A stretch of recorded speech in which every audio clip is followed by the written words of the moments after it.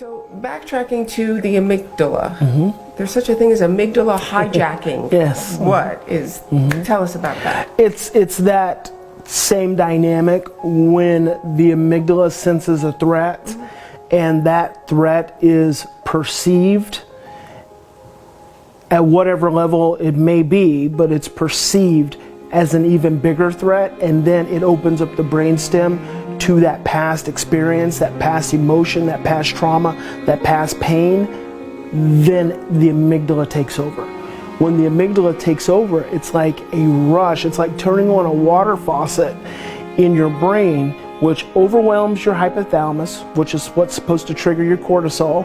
So it's supposed to trigger your oxytocin. So when your cortisol response from your amygdala turns on, and it's a huge response, it's like turning on the cold water when the hot water's already going and you just barely turn on the cold water. Well, that's what oxytocin does in that moment. It's too hot.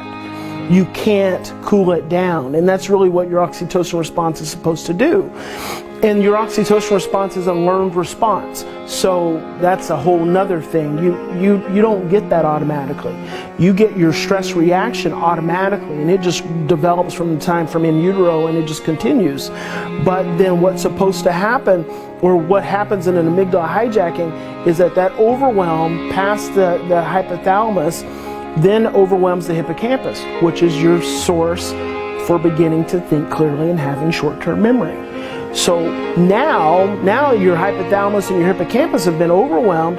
The signal is now coming from there to your prefrontal cortex, which is your social and emotional control center. But now it's all distorted. It's like the fire hydrant's on. And so what comes out of your mouth and what you see is confusion and distortion. You are now experiencing an amygdala hijacking.